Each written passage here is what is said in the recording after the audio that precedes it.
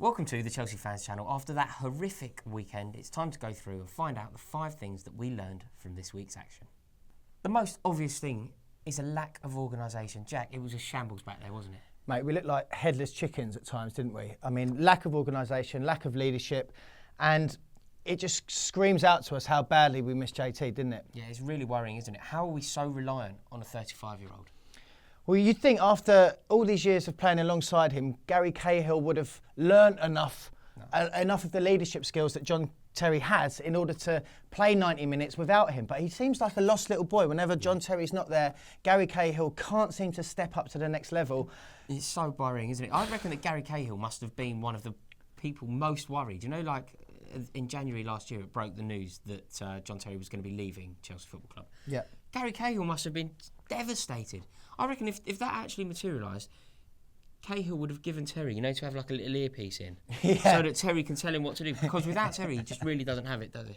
It's really he definitely bad. doesn't. I mean, maybe, Raw, that's not a bad suggestion. I think, as long as John Terry's got a bad ankle, we should maybe look into some of this spyware gear and get some sent over to Cobham. It's terrible, but the lack of organisation really is a problem. And I don't think the keeper helps with the organisation, does he?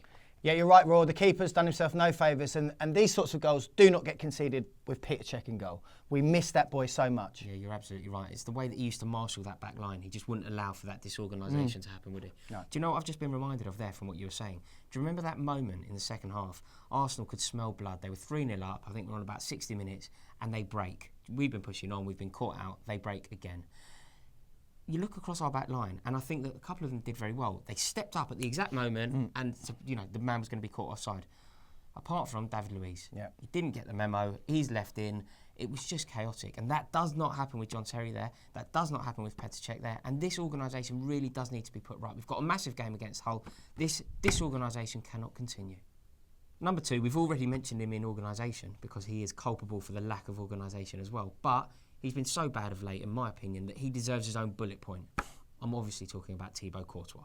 Yeah, I'm in your camp here, Rory. I think Thibaut Courtois has not done himself any favours this season, not only on the pitch, but some of the attitudes and the things I've been reading about him saying off the pitch. I saw Olivia did a video on Thibaut Courtois over the weekend saying that us as Chelsea supporters should be backing our players. And, to a certain extent, I do agree with that. I do believe that supporters are there to back the team. But Thibaut's just... I can't give him my all-out support at the moment. No, he leaves me cold. He leaves me feeling very cold.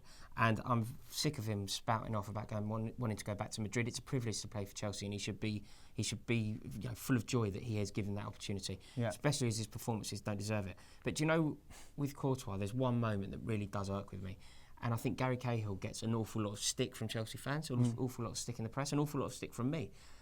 In this instance, he actually doesn't deserve it. There was a moment, I think again it was in the second half, the ball has gone back. Gary Cahill is shepherding it. He's doing very well. He's doing exactly what a centre-half should be doing, trying to show Courtois to get the ball just so that he can pick it up. Yeah.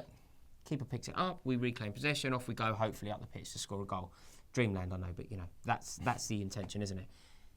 He didn't come. It's his decision making. He didn't come to pick it up. Cahill panicked, ended up having to left foot it out of the stadium. The Arsenal fans cheered. Chelsea fans who were at the other end of the ground were like, Cahill, what's going on? As soon as you see it again, why is Courtois, the ball is in his 6-yard box. Why is Thibaut Courtois not commanding that and making that his? That isn't, when you think of the great keepers over the years, when you think of Petr Cech, when you think of Peter Schmeichel, when you think of David Seaman, when you think of the Dutch boy who's at Manchester United, Van der Sar, they would all pick up that. There's no debate as to who that ball belongs to. It's the penalty area. It's yours. It's just ridiculous. It's the goalie's ball every time. And I do find the debate over him very interesting because I, for one, have. I think I phrased it best earlier. Actually, he leaves me cold. He's a Chelsea player. I want him to do well. I hope that his performances pick up. But I'm about sick of the way that he speaks about the club, and I'm about sick of his poor performances. So sort it out, Thibaut. You'll be on your bike. John Terry. And our lack of John Terry on the pitch, and when he's not playing, Chelsea just don't look like the normal Chelsea that we know and love. I think over the last couple of years, as a team, as a squad, as a football club, we have lost our way. We've lost our identity somewhere along the line.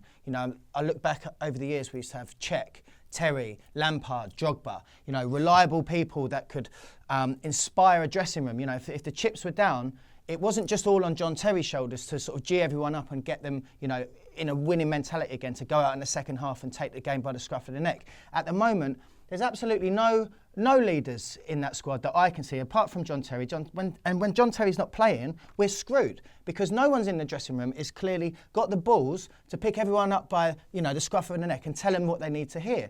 I think a lack of homegrown players coming through the ranks over the years is also having a detrimental effect right now. I mean, we could probably genuinely say that John Terry was the last successful homegrown player to come through the ranks, and look how many years ago that was.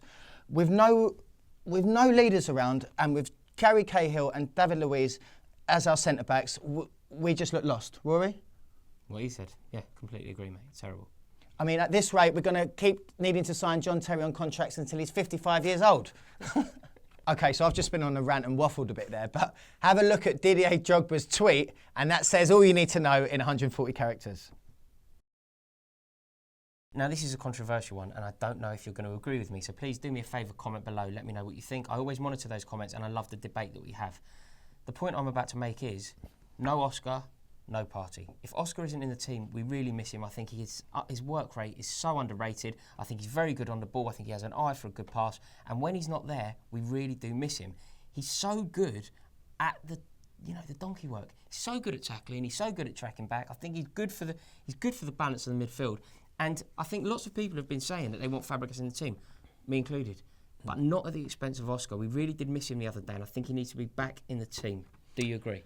There were times, in the past where I would have disagreed because I think too often Oscar's gone missing for us in the past. But I think at the moment, Raw, he's got to get in the team every day because Matic, for me, he's just never ever reached that level that he did in that first year back with us. I think we have Matic in the team because he's defensively minded and he's good at putting a tackle in, and his presence, and he's big. good at breaking up play. And sometimes we consider Oscar as a bit of a delicate, a bit of a luxury player, a Brazilian flair player. He is considered that, but he isn't. I agree. That's what I'm saying. So I think we almost need to change our perceptions about Oscar's Oscar hard. And turn him into a hard man, Oscar is hard. Matic is conceived to be, and swap those two over, basically. Matic needs more time on the bench. Kante will do a lot of the leg work. It's just a lightweight midfield. If you do that, it's lightweight. But do you think we can... say going away to Hull, do you think a midfield trio of Fabregas, Oscar and Kante can deal with the physical threat of Hull? Look, I think if we start, worrying ourselves too much about Hull, then we've got massive problems. So, yes, all the midfielders in our squad should have it in their locker to do Hull. Yeah. Agreed. Right, now we've been a bit negative today, a bit ranty. We're not in a very good mood. But Raw, to lighten things up a little bit, you've seen something quite amusing on our website, haven't you? I have. Well, it is amusing. It would be amusing anyway if it wasn't so true and so painful. We've got a new website up. It's the ChelseaFansChannel.com. Make sure you check it out. Let us know if you like it. Please comment below. Have a look over there. Comment below. Let me know if you like it and how you'd like to change it or if you'd like to get involved with it or whatever. But we've got this thing. We've paired up with somebody who monitors moods of Chelsea fans on social media. And now this is the image that made me laugh. So this measures sentiment and how Chelsea fans are feeling on social media. And what really did make me laugh is, as soon as we put Gary Cahill into this algorithm, it came up that 10% of our fans were terrified. Fear was in their eyes and hearts regarding Gary Cahill. There's something terribly wrong there, isn't there? When Chelsea fans are terrified of what their centre-half is going to do. Fear. Anger, I get. Yeah. Fear. Disappointment, I get. But what fear? Chelsea fans are terrified of what Gary Cahill is going to do next. If that wasn't so painful, I think you'd agree that it would be very, very funny. Well, they were the 5 things that we learnt about our visit to Arsenal. Let us know in the comments below what you agreed with and what you didn't. And hopefully, Hull onwards and upwards. Hi guys, welcome to the Chelsea Fans channel. We haven't had the best couple of weeks, losing to Liverpool at home and then obviously getting battered by Arsenal